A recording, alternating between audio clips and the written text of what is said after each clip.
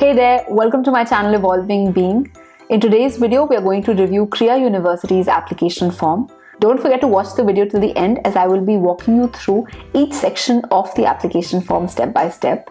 And hit the subscribe button. It's very essential because there's a lot of important content lined up for you which you don't want to miss.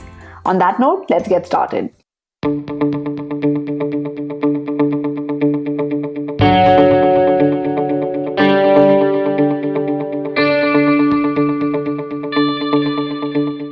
So the first thing you need to do is log on to kriya.edu.in.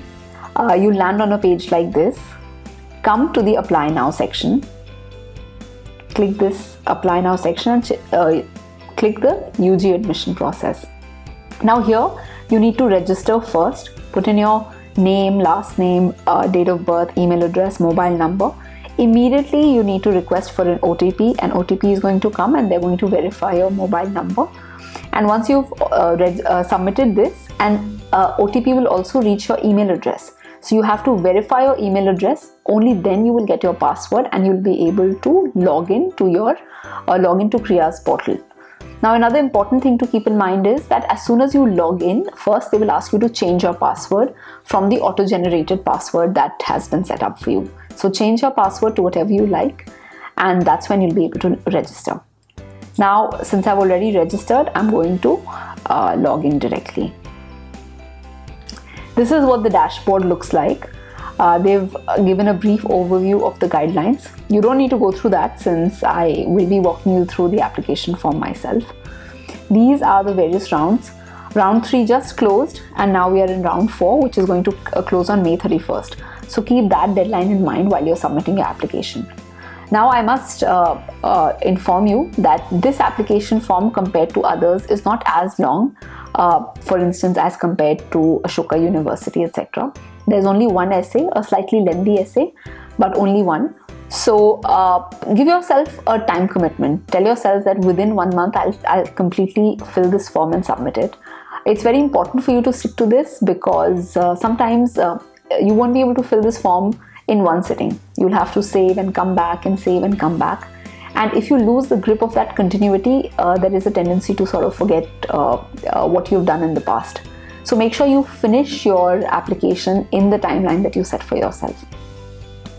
Click on this continue section and you'll be able to see where your application form is. Here is a brief introductory message from the director of Kriya. We can skip that. The first section is the personal essay section. I find this very refreshing and happy to see this right on top as a matter of fact. The question says, what is your personal story and how would studying at Kriya help you become the person that you want to be? Now there are 3 components to this essay. One is your personal story. Second is why do you want to come to Kriya? And third is what is it that you want to become that Kriya is going to help you become? So a little complex. There are 2 formats in which you can respond to this essay. One is the text format where the answer should not be more than 750 words. And the other is any other format in your best judgment. It could be video, artwork, etc. And they've given you 3 files that you can submit. Again, keep in mind each file should not exceed 20 MB.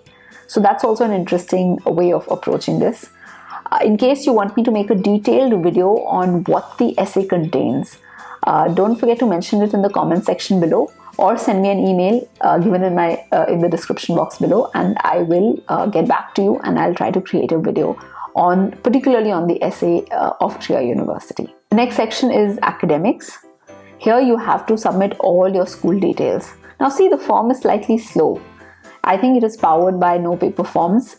They haven't really created their own backend portal. And I think that's the reason for it to sort of buffer and takes time to buffer.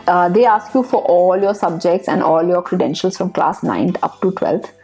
For each section, you'll have to select the school, the country in which you studied, the board, your subjects in class 9th, what is the score you got and the maximum score, and also your transcript. The same details for class 10th, the board, your subjects, highest score, and your transcript. Again, same for class 11th, the school, board, subject, score, maximum score, and your transcript. And for class 12th, you are required to provide 2 sets of scores for class 12th. Class 12th exam scores for term, quarterly, half yearly, and your predicted scores. So you have to submit both these sets of scores. Keep that in mind. Have you appeared for class 12th? Yes or no? You're appearing, expected to appear, the school and which board you are. So 12th is a little more complex. Then you have your exam scores, or you submit your predicted scores here, and self-reported, self-predicted grades. Then also enter the information of your college counselor. If there is no college counselor, enter the details of your vice principal or any other person who can validate the exam scores that you've submitted. So POC, their designation, email address, phone number. Now, if you have appeared for any of these standardized tests, again, you'll have to mention the exact scores you have, as well as the date on which you took it, along with the transcript. If you haven't given the SAT, then you click on the ACT. You can fill in these details. If you haven't, then you just leave it blank. In your co-curricular activities, mention the topic, the source, if you have earned a certificate, and if there are any files you wish to upload. And research papers, honor assignments, you'll have to mention it over here. If there are any competitive exam tests that you've taken, Olympiads, language tests, mention the level, what you've qualified, the certificate earned, and upload its file here. Internships, again, do the same. And then you're done with your academic section, move to the extracurricular section.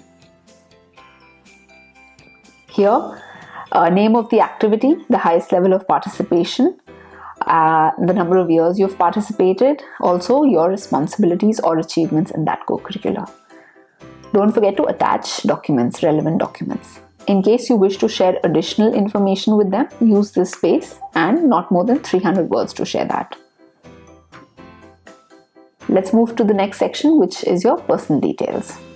Here, upload your passport size photograph, name, middle name, last name, gender, preferred pronoun, date of birth, email, mobile number, nationality, and country of residence.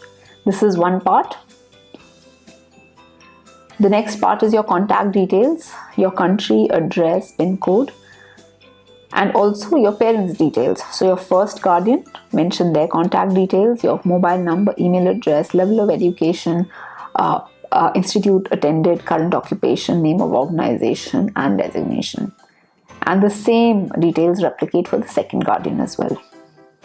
If you have any siblings, mention their name, last name, age, high school attended, undergrad institution attended, postgrad institution attended if any, and current employer if any. You can add more siblings if you have more. This completes your personal details. Let's move on to additional information.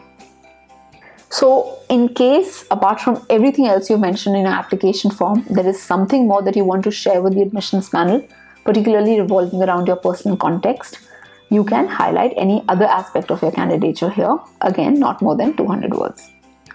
If there are supporting documents like medical conditions, etc., fill them, upload them here. And this is a survey question, how did you hear about CREA? Now you also have to give your preference 1 and 2 in terms of the academic interest you have.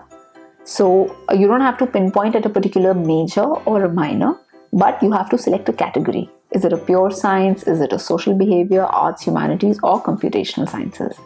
This will just give them an indication of what you're inclined towards. The last section is the submission form. Here you tick on the honor pledge and also agree to consent, and you'll be led to the payment section. Now the CREA application form costs 500 rupees. Only after you make the payment will you be able to submit your application, and you'll receive an acknowledgement on your email for submission of application. Now I understand the application form is quite exhaustive, particularly the essay.